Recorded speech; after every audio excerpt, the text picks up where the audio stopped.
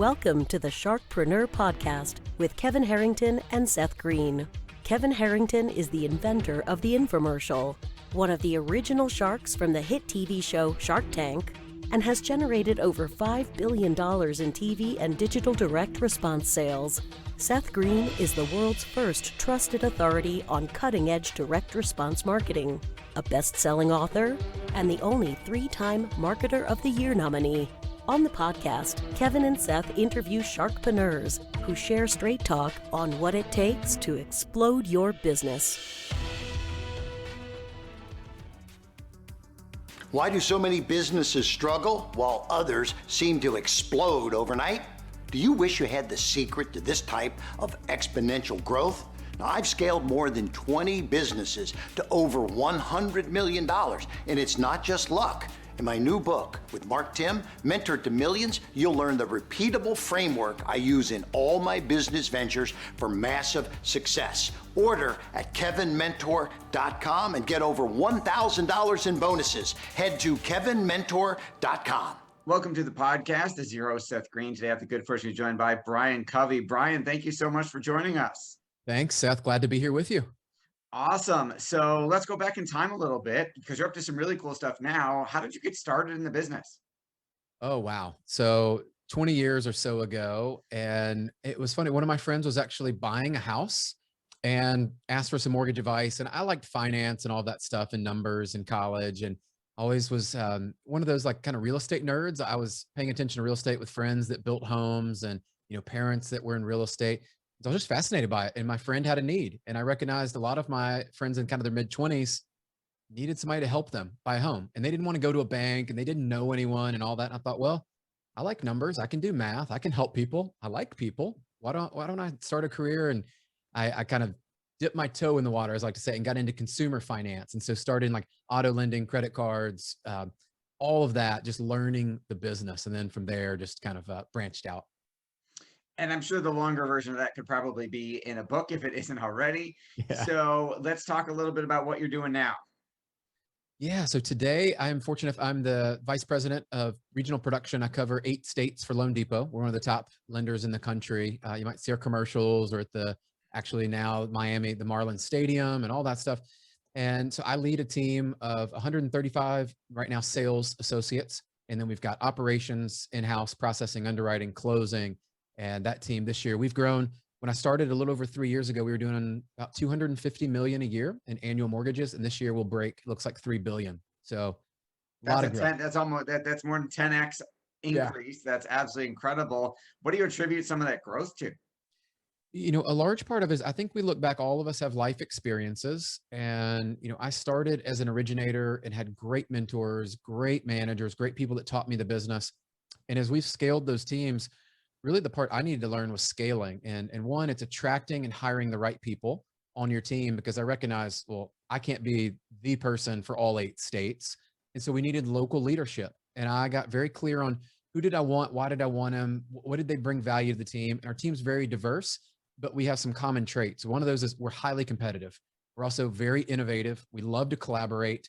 And our team, really, they all are growth minded. And what I recognize is I needed people to roll with me and on our team that would function well, that they also wanted to grow larger organizations and wanted to grow the next generation of leaders. And we could do that together better than any of us could go do separately. And so that's what I would attribute, just a lot of the lessons I've learned through great coaches and mentors, and then actually putting it into practice. All right, you actually got to walk the talk, walk the walk. That is absolutely true. Managing over a team of over 100 in different states obviously presents some unique challenges. What are some of your best practices? How do you make sure everybody's doing the right thing at the right time? Wow. Well, I'd love to say we have it all figured out. We don't. And what I've learned, there's a couple skills that COVID really highlighted for us. One of those was adaptability.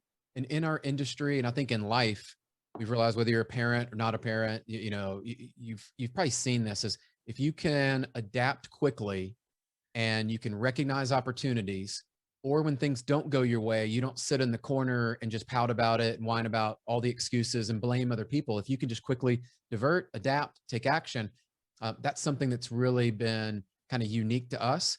And then I look at this too as like, how we've been able to scale this is very unique. I love there's some mentoring happening where a new manager will join and someone else will then say, hey, why don't you come alongside? I've been here for a year in the team and I kind of know what we're looking for. I know what we're doing.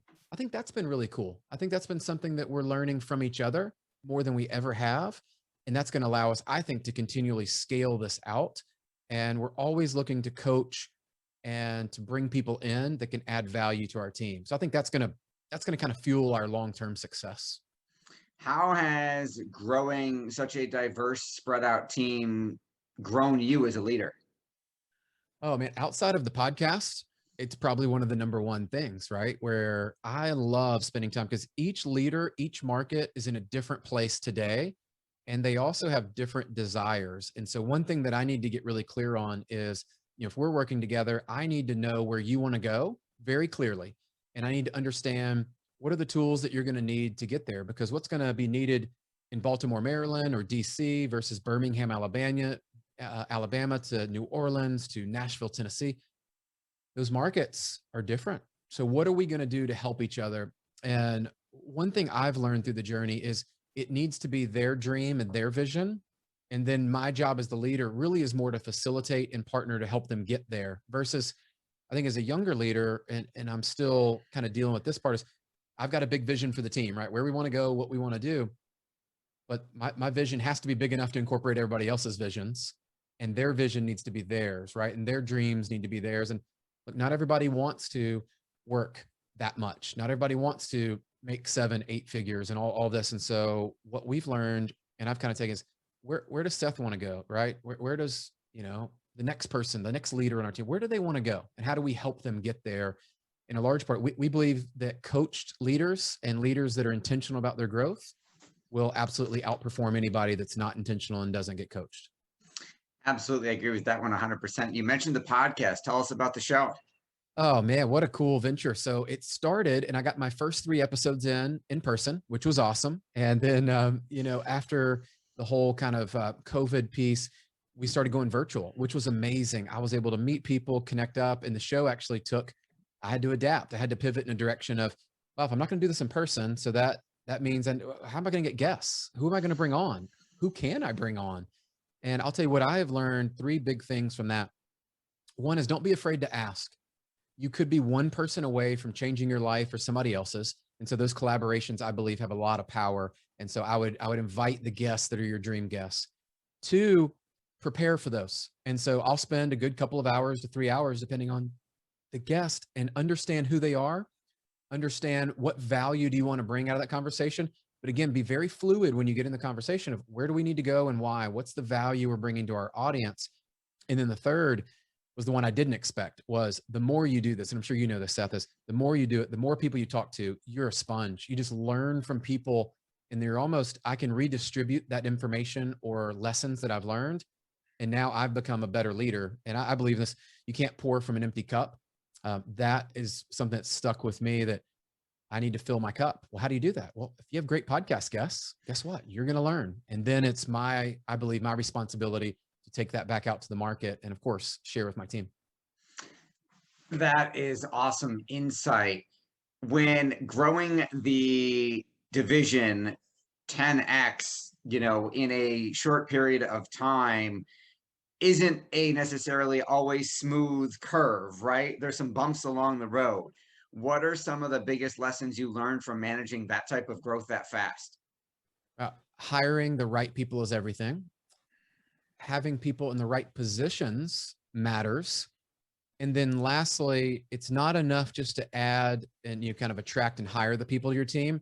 Is when they get here, it kind of goes back to being very clear about what are their intentions, what are they hoping to get from us, right? Because it's a partnership. They joined us because they saw a need we could fulfill. We could help them achieve something they believe they couldn't do on their own, or they would have done it on their own, or they would have done it at another company. And what I love is if they want to be a top producer, how do we help them become a top producer? If they want to be someone that has more quality time and travel, I've got several on our team that look, they don't have kids. They want to travel. That's their gig. And that's awesome. So how do we help them have the quality of life that's there?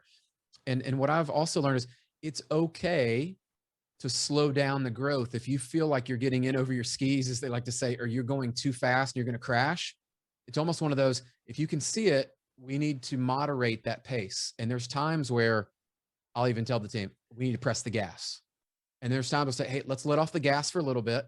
Let's get through this period or the season, because if we don't, we're headed into an area that's dangerous, right? And my job as the leader, I think Simon Sinek talks about this. I've got to provide a safe environment. And if I ever see that's going, in a direction, it's not easy. I wish I could tell you there was like some blueprint, but it's every day. Just listen to your team, be engaged with the team, pay attention to the verbal, nonverbal cues, know your numbers. I'm always paying attention to those things, and really be a leader that people want to come and share their ideas, because guess what? If their ideas are heard and implemented, your job as a leader is just to make sure they're executed well and that they get delivered and everybody feels part of that growth. And as leaders, too often, we just want to grow for the sake of growing. That can be unhealthy. And so I think knowing why you're growing, how you're going to grow, and then moderate that at times. You've achieved so much success. What's your biggest challenge now? What are you working on? I'm looking at where are we going to be in the next 3 to 5 years? And it's really more of a structural thing for me right now of who are the leaders that want to take on more responsibility? Because we all know in leadership, sometimes as you move up in an organization or take on more responsibility, it's either more time, it could be less money, honestly, because many people that in our world that produce a lot, if they're to shift their time and help others, they will get paid less for that than if they just went out and they were the top salesperson. And so there's this dichotomy of, okay, who wants to go, but who wants to still produce? And I think we're kind of dealing with that now as we've grown, and we've got a lot of great leaders, but they're also top producers. And so I think that's what we're just open and honest conversation of, where do you want to go? Why do you want to get there? How can I help you get there? I think that's going to be it. And then it's also for us is now making sure that we have operations, obviously, because sales can't do it without operations. Operations can't do anything without sales.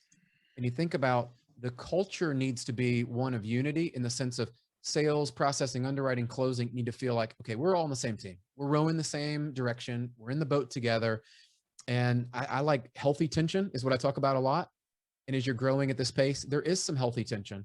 And what you'll find is some people are made for this and are willing to put the investment of time in to grow to the next level. And some, look, they're right where they need to be, and that's okay. And I think it's just being clear on that helps us. Your passion's obvious. What do you like best about what you do? Oh, the people, changing people's lives, and then the families that are attached. I think COVID taught us a lot of, I probably saw more Facebook posts and we did videos, and the cat would walk through, the dog or the kid or whatever. And you're like, I feel like in a way, when I would travel into a market before, Seth, I would see the team. I typically would not see the family and spouses. Sometimes we would, but very rarely would that happen. So now I think we've been invited in, almost like I use this analogy, like we were at the front door, we might've gotten invited into the foyer. Now we're like in the living room or like the family room. Maybe we're hanging out by the swimming pool and all this stuff. Like we're now together more.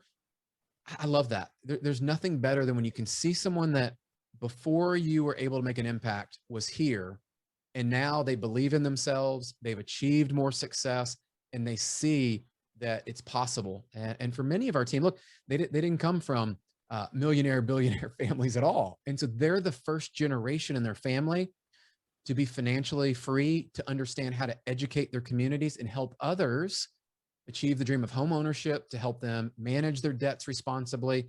And so there's a big responsibility, but I love it. I think it's really the coolest opportunity to be able to help others who will help people at a very important time in their life. And most people, the biggest debt is their mortgage. So why not help them actually structure it the right way?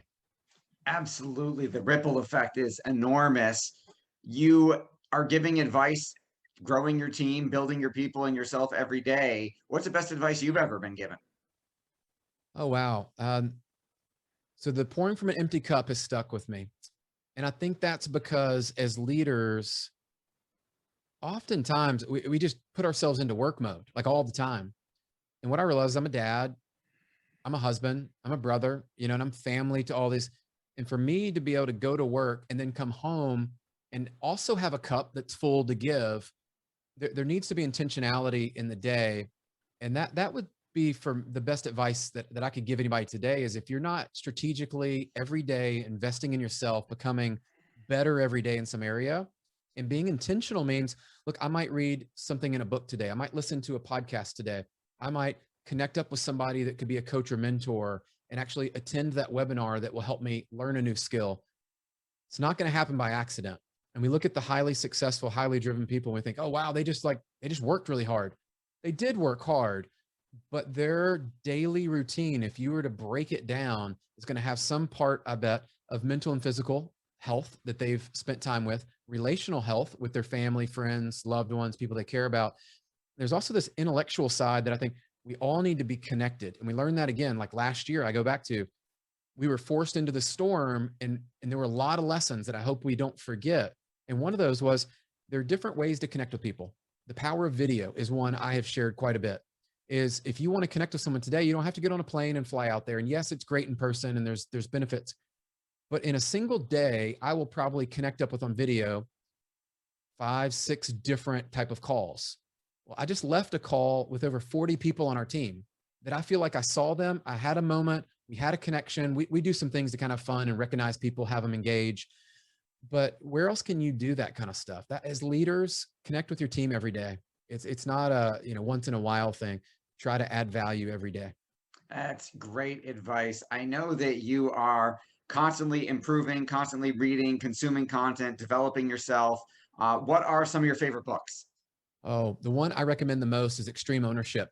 Jocko Love Willink, that book. man, that, and then on the heels of that would be Dichotomy of Leadership was really powerful for me of understanding how to scale a team and understanding that there is this kind of push pull that it's happening and that's okay to feel it. But then you go into like the decentralized command and other things that both those books will teach you as a leader of a team. But it also taught me some things in parenting that I realized, wow, this extreme ownership thing could change your life. And that's when I got very serious about some areas of my life that for many of us, we're playing average and we're getting by. And like, there's no signs of like, if you go to the doctor and they were to examine you, they'd be like, hey, Seth, you're good. Brian, you're good. Like there's no problem. But do we want to be average? I mean, honestly, like that to me is where a lot of us spend time. And I've spent time there in my life. And I look at that and go, those books are phenomenal. And they kind of broke me out of my comfort zone. And then the last one I would tell you, man, I'm a Stephen Covey kind of guru, of course, of like following his stuff. I think 7 Habits is, if you read it and go back to it, it's one you can go back to, I think, several times in your life, and you can always gain some new insights. So I would share those. And there's some others I'm going through, but those have been the most impactful. Awesome recommendations. Fantastic story. Brian, for our folks watching or listening who want to learn more, where is the best place for them to go to learn about you, learn about the company, and obviously check out the podcast? Yeah, all of it now. We just revamped our website. So it's www.briancovey.com. You can see that with the podcast, the book, everything about LoanDepot. If you want information there, you can also see our social feeds through Instagram, LinkedIn, Facebook, Twitter. All of it's housed there. So definitely check it out. DM me, let me know that you saw it. And any way that I can help support you on your journey, I'd love to do that. Awesome. This has been Seth Greene with Brian Covey. Brian, thanks so much for joining us. Seth, thank you.